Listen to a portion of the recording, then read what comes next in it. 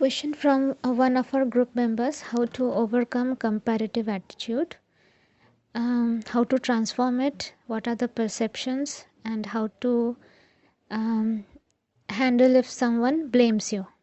Okay, fine. So let's imagine the person. Let's first focus on if someone blames you, what happens. Okay, so just imagine a person in front of you who is blaming you. The first reaction that will come is anger, pain, which is actually not the right thing. Fine. So what we have to do is, when someone is blaming us, just imagine a person who always blames you and put that person in front of you. When someone is blaming us, that means that that particular person is in pain, and that person is using a mode of communication, that is by blaming, to address his or her pain. But if we think that whatever the person is saying is not actually blaming, is a way of just expressing, then we will not feel pain at that moment. So if a person is continuously telling you, this is what you do not do it in the right way, you always are wrong. So think that the person actually needs more love, more support, more good behavior from us. But we are not able to do that, and hence the person is feeling depressed or upset.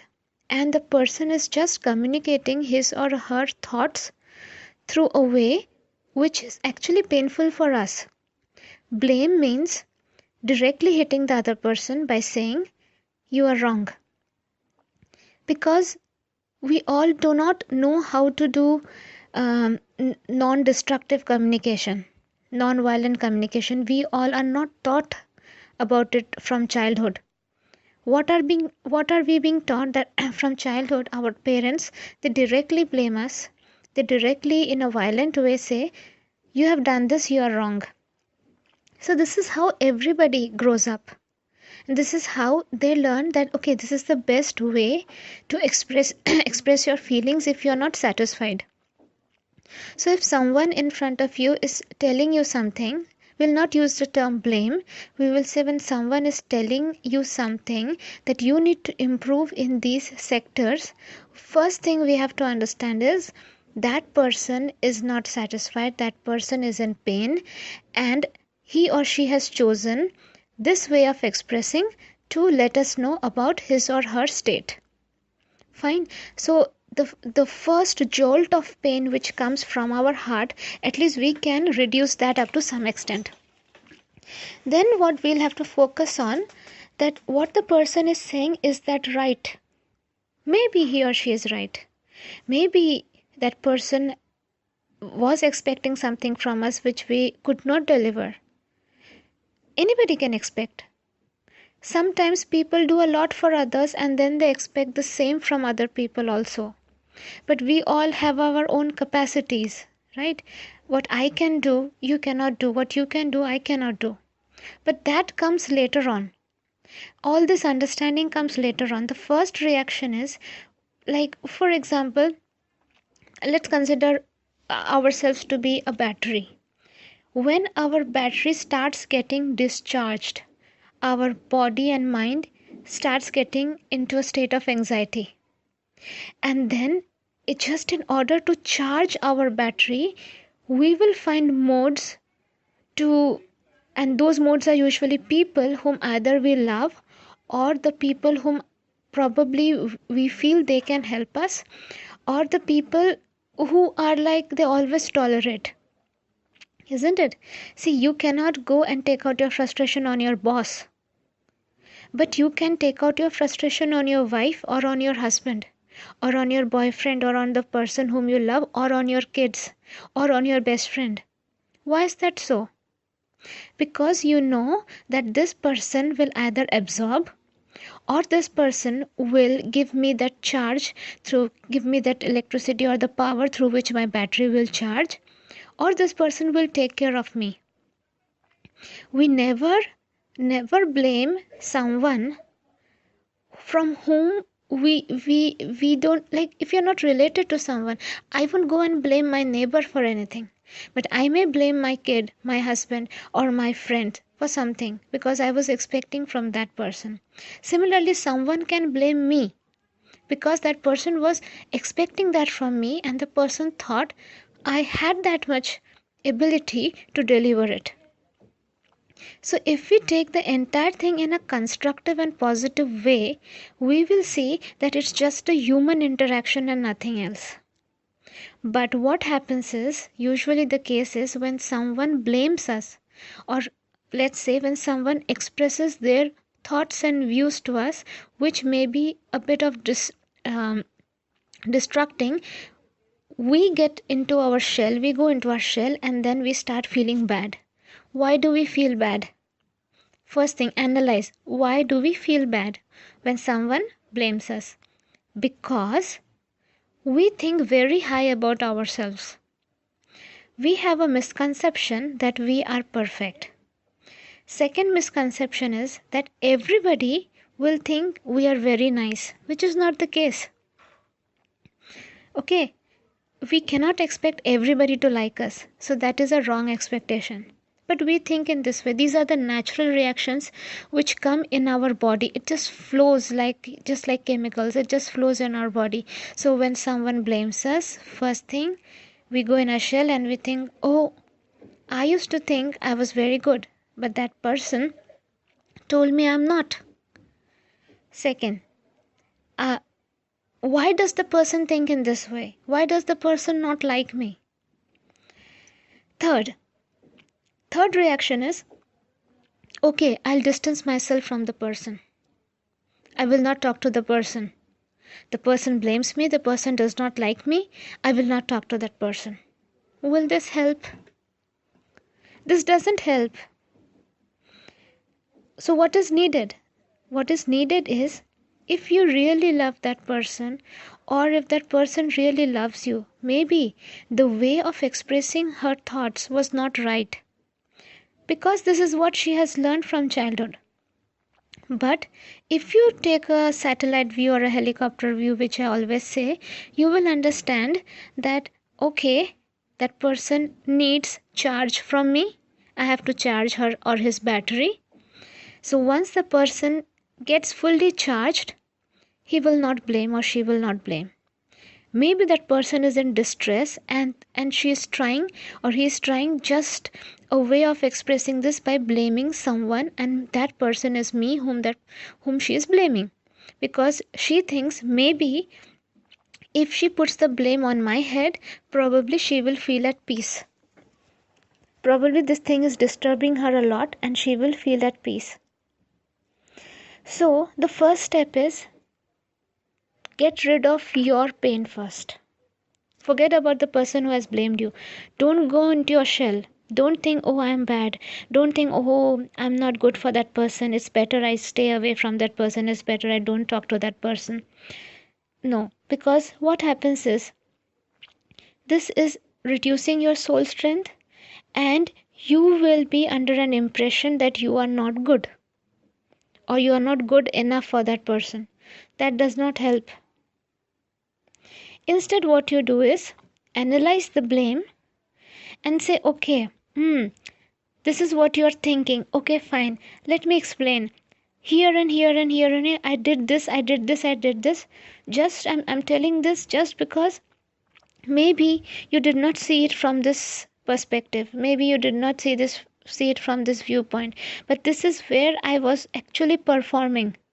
But no worries. If you think I need to perform more, if it's in my capacity, I will. But even I have limited capacity. I'll try the best. If this makes you happy, I will do it. But I will not sacrifice my happiness to make you happy.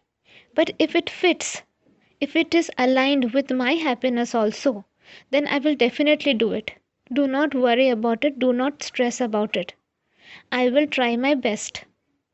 When you say this, what happens is, the other person feels at ease, and the most important thing is, you feel at ease. Because if you don't do this, you will spend the next few days thinking, I'm not good enough for anyone. You will not say I'm not good enough for that person only. You will generalize it. You will generalize this tag and you will say, I'm not good enough for anyone. Oh, nobody likes me. Oh, nobody loves me. I should quit everything. I should go away from everything. I should get inside my shell. This is what you will do. So, this will not help you or the other person. We always have to remember that each one of us needs love, needs appreciation, and needs peace. When we do not have this in our life, we try to find some bakras. You know what's bakras? Scapegoats. We just need some scapegoats where on whose head we can put the entire blame and feel at peace. So I'm not telling you to take the entire blame, but yeah, analyze it. Maybe there is some truth in it. If a person is blaming you, maybe there is some truth in it. Do not dismiss it completely. But okay, what can you do positive about it? Do that. Because the other thing of going inside your shell and neglecting everybody would not help. So what positive you can do that. Think in that direction. Work on it. So this is how from next time onwards, if somebody blames you, let's say for example, if your mother-in-law blames you, you do not make so many dishes. Other daughter-in-laws make so many dishes. In that case, what will you do? In that case, first thing is, do not argue with her. You say, Mama, will my making 10 dishes really make you happy? So if she says, yes, it will make me happy. Then you ask, what else will make you happy? She might give you a list. This will make me happy. Then you say, okay, I cannot promise you that I will do all of them, but fine. Instead of every day, maybe once a week, I make so many dishes. Let me try it that way. Let me at least start. So you will see, I am trying to make you happy. See, we cannot make anybody happy, but we can try. We need to make the other person understand that we are trying. So tell your mother-in-law, I'm trying to make you happy. I can make so many dishes one day. You select a day which is feasible for both you as well as me. Because I shouldn't be sacrificing anything from my side just to make you happy. And you should also feel that yes, somebody is taking you seriously. The problem is people feel that we are not taking them seriously. That means we are not loving them. That is, we are not respecting them. That is, we are not considering them. That hits their ego. So we have to make the person feel, okay, I will try. This is my limitation. This is my capacity. I cannot make 4 dishes every day, so I will not make any false promises. But yes, once a week, maybe on Sunday, I can try, or once a month I can try. So this is how you can tackle a situation. Now, for example, if your husband says, other wives get up at 4 o'clock and you keep sleeping till 9 o'clock, this is not right. Ask your husband, if I get up at 4 o'clock, will that make you happy? He will say, oh, why should it make me happy? It is what you have to do, you have to do. Then you can say, there are many things which I feel you have to do. Should I start making a list? I will also do something which makes you happy. Even you have to do some things which make me happy. So if we both try, then it will be fine, isn't it? Because then you will also feel that I am trying to make you happy, and I will also feel you are trying to make me happy. Let's do it. Okay, by getting up at 4, what are the things you want me to do? But if I just get up and sit, nothing helps, right? If you want me to do some task, let me know. Let me know by what time the task should be finished so that you are at peace. I want to give you peace. And we'll manage. Instead of 4, I can get up at 6 o'clock and still do all the tasks which you want. So the purpose will be solved. Speak about it. Just don't go in your shell. Okay, now let's say somebody, for example, let's say since we all are into spiritual line, somebody compared you with another person who is more spiritual or who's delivering more than you. What should you do? Should you feel sad about it? No. Why? Because maybe the person who is doing 10 healings a day, or who is chanting 16 rounds or 20 rounds a day, may be actually very stressed inside. That person may not be having anybody in his or her life who is loving her. So she is probably, or he is probably trying to, give peace to his or her mind by doing all those activities. So we never know in which condition a person is. A person may look very happy, very beautiful, very rich from outside, but what pain a person harbors inside, we don't know. So we should never compare with anybody else. If there is comparison, that should be like a motivation. Now, for example, me, I cannot do 10 healings per day, but there are other higher, senior trainers, healers who are doing. Now, if I keep comparing myself to them, I will always be, in a piece of guilt, in a state of guilt, in a state of distress. Will that help me in any way? Instead, yes, what I can think is, it's amazing how that person is doing. Oh my God, what amount of energy that person has. Let me at least do 1/4 of what that person is doing. Slowly, slowly, I will progress. See, I'll tell you my own story. When I used to hear other people saying, "Oh, we chant 16 rounds of Hare Krishna Maha Mantra every day," I used to think, how is that possible? It's just not possible. How is that possible? How can someone do it? But believe me, I used to just chant 1 or 2 rounds initially. But always it was in my mind that there will be a time in my life when at least for continuous 7 days I will chant 16 rounds of Hare Krishna Maha Mantra. At least once I will try this. So instead of taking the comparison in a wrong way, I took it in a motivation, because that will help my soul to grow, that will help me to grow. This is how I try to do it. Okay, but yeah, if my husband tells me, "She is making so many dishes, why are you not making?" I said, if dishes matter, then that's not a problem. You make two, I'll make two. Ultimately, we need to eat, right? If you want to eat 4 things, either we order it from outside or you make 2, I make 2. Because I have this limited amount of time for kitchen, and because I'm also doing other activities. It's just not that in my life there is just kitchen. I have a full-time job. I have 2 kids. I have to handle I have to clean my house. I do high level spirituality. I'm handling group. I'm trying to help other people. So in 24 hours, this is the limited amount of time I can give. 2 to 3 hours for kitchen, that's it. In 2 to 3 hours I have to wash utensils as well as cook as well as serve. So you tell me, if you want to eat 4 dishes, fine, no worries, you help me, we both together will make it. But yeah, if you keep grudging that, okay, that the other lady makes 4 dishes and you don't, this will give you distress, because you will feel, oh, I'm so unlucky, I don't have such a wife who probably may not be doing anything else but just cooking in the kitchen. That will make you feel bad, not me. I'm okay. So why should anybody feel bad? There are always solutions. There are practical solutions. What you need is the most important thing. If you need food, let's figure out a way that, okay, so many dishes will be on your table. Then don't ask me how these came. Yeah, but if you want me to do it, fine, I can do it 1 day a week, Sunday, when I'm at home. So we can always try to find solution instead of arguing, instead of leaving everything, instead of going in our shell. Anyway, my husband doesn't tell anything. He's very sweet. He actually will say, oh, he's always happy with what I'm preparing for him. But I'm just giving as an example.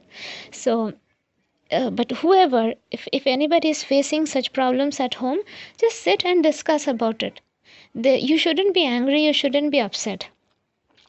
Okay, and what was the other question? How to change your perspective if there is comparative feeling inside us? Comparison should always be taken as a motivation. If someone is better than you, try to get motivated by that. Try to see, after so many problems, after so many struggles, if that person is able to deliver, why not me? So that person should be your idol. Really, that person should be your idol, because when I used to see the parliament news, where all the politicians used to fight with each other, and the speaker, I forgot the name, Meena Kumar or something was the name of the speaker, and she used to just sit and just tell very silently to the politicians, आप बैठ जाइए, शांत हो जाइए, आप भी बैठ जाइए, शांत हो जाइए. I used to say, oh my God, how can she be so calm? Whereas the politicians might be pulling each other's hair, they might be hitting each other, but she would never get agitated. She would very silently say, बैठ जाइए, शांत हो जाइए.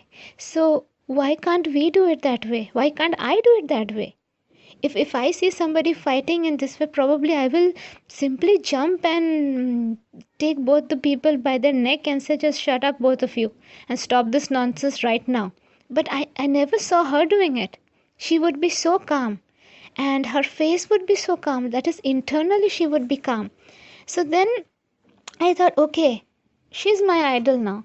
Whenever I'm upset or angry, I will think about her. And I will think that, okay, this is like kind of semi Buddha state which I need to achieve. So if you see people around you who are on that path and who are delivering, love them, bless them, because the more you bless them, the more amount of blessings will come back to you. If you want to be rich, bless Bill Gates. Because we know it, right? The people with bigger aura, if you send a blessing to them, it multiplies and comes back to you. And if you send a negative thought towards them, that will also multiply and come back to you. So if a person is really delivering, that means the person has a much bigger aura. So never ever criticize that person, even mentally. Be very careful. Always bless such people, and you will become like him or her.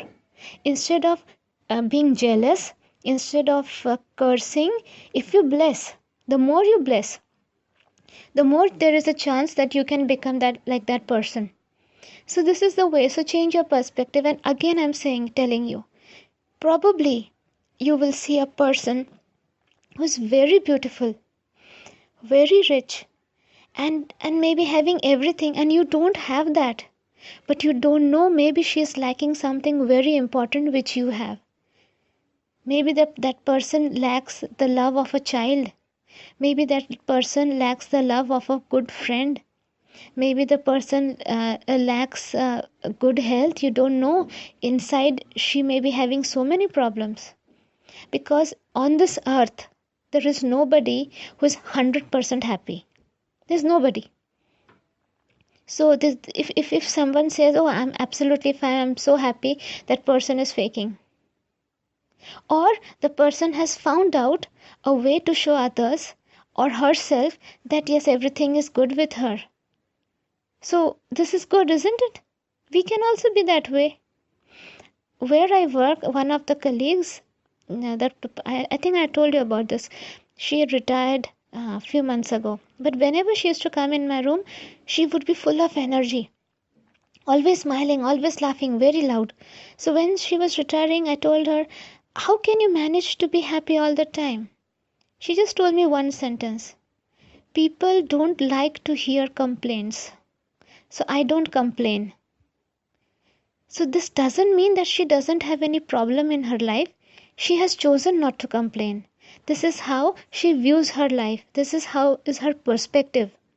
Similarly, in our life, if we do that, probably you might be having a friend with whom you talk and the person says, oh, I'm very happy. Everything is nice around me. Everything is fantastic. So don't think that, oh, she's trying to show off. Think she has chosen a way to just count her blessings. It's good. We should also do the same. When we keep telling everything is good with me, everything is nice around me, everything is fantastic, we will attract all the good things in our life. And this is how our perspective changes. I told about this in one of my audios. Like a tape recorder, keep playing only the good stuff, only the good stuff.